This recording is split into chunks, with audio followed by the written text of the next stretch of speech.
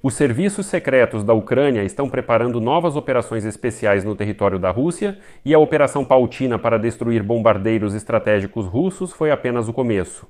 Fontes estão declarando isso agora.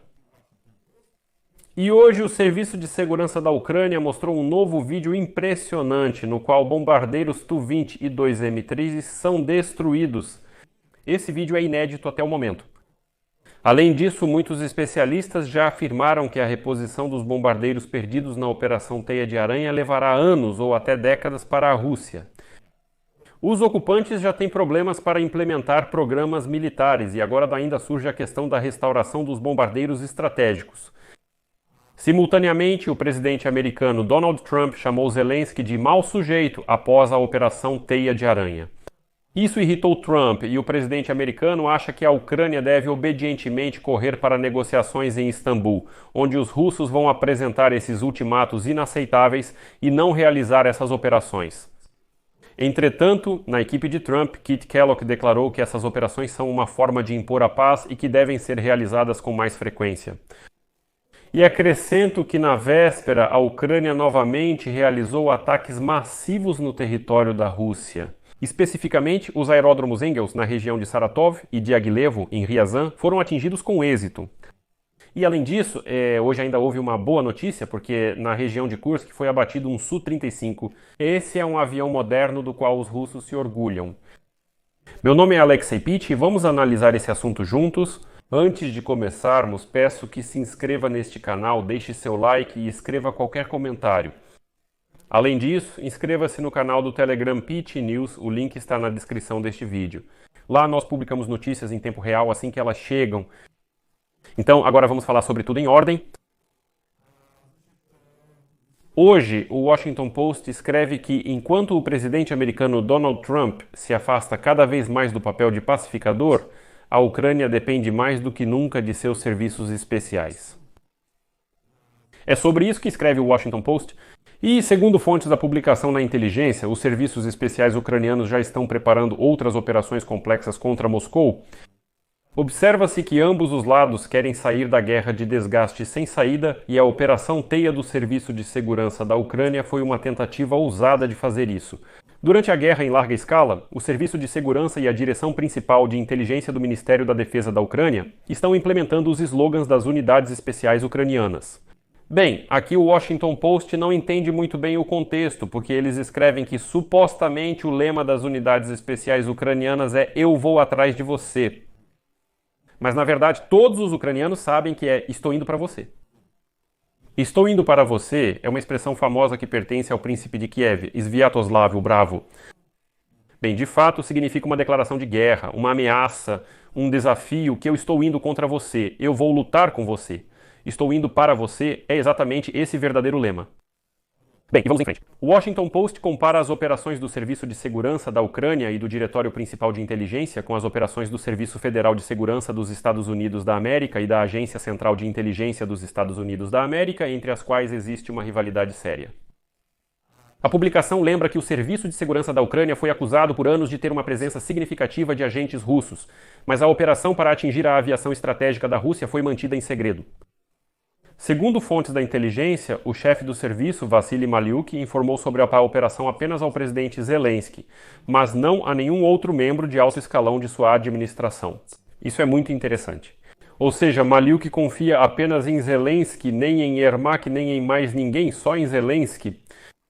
Além disso, nem mesmo o principal adjunto de Maliuk sabia disso.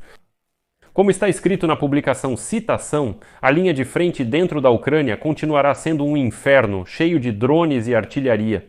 Mas operações secretas podem se transformar na chamada guerra suja além da linha de frente, com assassinatos mais direcionados, sabotagens e ataques a países que fornecem armas para a Ucrânia e para a Rússia, respectivamente. Ou seja, sugere-se que tudo isso se expandirá. E aqui estamos hoje.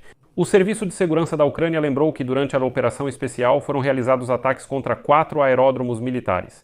Houve, na verdade, um quinto, mas lá as coisas ainda não deram certo. Houve ataques lá, mas ainda não se fala publicamente sobre eles. O Serviço de Segurança da Ucrânia divulgou um novo vídeo da Operação Especial Pautina. Nele é possível ver todo o trajeto de um dos drones First Person View, desde a decolagem do telhado de uma casa modular até atingir o bombardeiro estratégico russo Tu-20 e dois semi-traces no aeródromo de Beloy. Também no vídeo é possível ver como o drone percorre uma distância significativa e entra livremente no território do aeródromo, de onde já sobe fumaça dos aviões atingidos anteriormente. Bem, e como escreveram no Serviço de Segurança da Ucrânia, cito, lembramos que o Serviço de Segurança da Ucrânia realizou esses ataques simultaneamente contra 4 aeródromos militares russos: Olenia, Ivanova, Diaghilevo e Belaya. Lá estava baseada a aviação estratégica do Estado agressor, que regularmente bombardeia cidades ucranianas pacíficas. Esta operação foi diretamente comandada pelo chefe do Serviço de Segurança da Ucrânia, Vassily Malyuk, por ordem do presidente da Ucrânia, o comandante supremo Vladimir Zelensky. Estima-se que o valor dos equipamentos destruídos durante a operação especial seja superior a 7 bilhões de dólares americanos. As perdas totais da aviação inimiga somam 41 unidades, entre as quais estão aviões A-50 de detecção por radar de longo alcance, Tu-95, Tu-20 e dois Tu-160, além de An-12 e Il-78. Hoje, sobre esse assunto, escreve-se que a substituição dos bombardeiros estratégicos que foram destruídos durante a Operação Especial Pautina levará anos para a Federação Russa e ainda atrasará mais o seu programa de modernização. 2 funcionários americanos disseram à agência que os Estados Unidos da América avaliaram as perdas da aviação da Federação Russa da seguinte forma: até 20 aviões militares foram atingidos e cerca de 10 foram destruídos. Americanos contaram 30 aviões, 10 destruídos completamente, 20 atingidos, não 41 como informado anteriormente. E, embora agora os funcionários russos assegurem à sociedade russa que conseguirão consertar tudo, que aquelas coberturas realmente protegeram esses aviões, que os ZET russos protegeram mesmo, até os correspondentes militares escrevem que lá realmente foram destruídos mais de 10 desses aviões, com muitos danos sérios. Então, como vocês pretendem restaurar alguma coisa? O que foi completamente queimado? E os analistas dizem que a destruição desses aviões não terá um impacto sério nas capacidades de ataque nuclear da Rússia, já que elas dependem em grande parte de mísseis baseados em terra e submarinos. Ao mesmo tempo, especialistas em aviação aqui notaram um detalhe muito importante.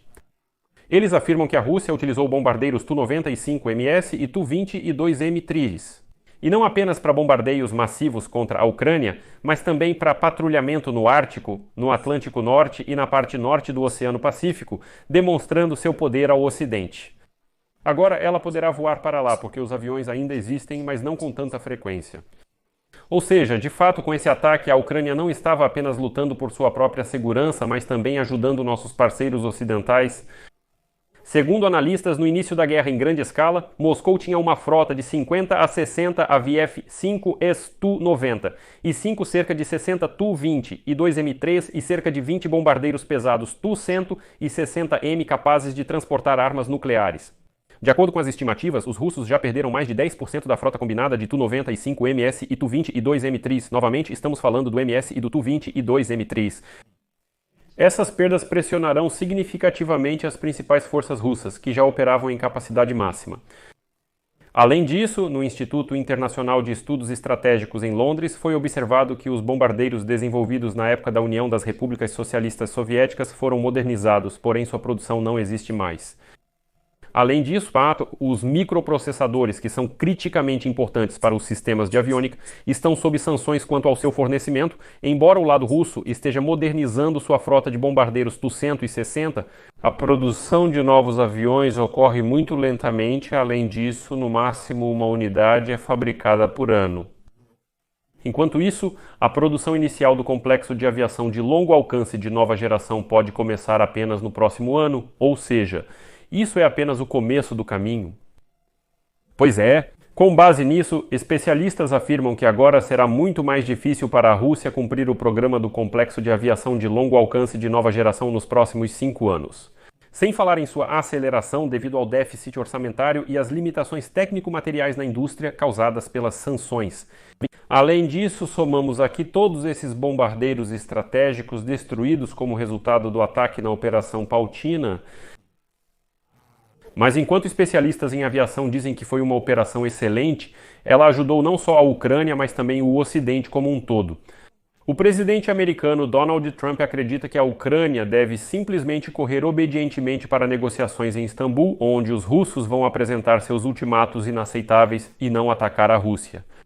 Trump considera Zelensky uma pessoa ruim, de acordo com uma publicação de hoje. A Operação Teia de Aranha, que destruiu vários bombardeiros estratégicos russos, foi uma grande vitória ucraniana. O presidente dos Estados Unidos da América, Donald Trump, está muito insatisfeito com a situação. Os ataques dos drones ucranianos no interior da Rússia foram humilhantes para Moscou. Os defensores de Kiev consideraram o ataque um triunfo da guerra moderna e um aviso ao presidente da Rússia, Vladimir Putin. Porém, a operação extraordinária provocou outra reação na Casa Branca: raiva. Além disso, há uma referência à declaração de informantes na Casa Branca que relataram a decepção de Donald Trump devido ao fato de que a operação ucraniana pode escalar o conflito. Essas fontes informaram que o ataque do drone conseguiu reacender o antigo descontentamento do presidente Trump com o presidente da Ucrânia, Vladimir Zelensky, e provocou novos debates na Casa Branca sobre se os Estados Unidos da América deveriam abandonar a Ucrânia. Um dos conselheiros do presidente dos Estados Unidos da América disse que durante toda a guerra Trump considerou Zelensky um cara ruim e cabeça quente, alguém que está empurrando o mundo para a Terceira Guerra Mundial. Citação: nesta semana, Trump repetiu em particular uma tese da ala direita criticando Zelensky por supostamente fazer teatro após os ataques de drones. Segundo o conselheiro, Trump ficou impressionado com a ousadia dos ataques, mas acha que Zelensky deveria ter se concentrado nas negociações entre a Ucrânia e a Rússia em Istambul.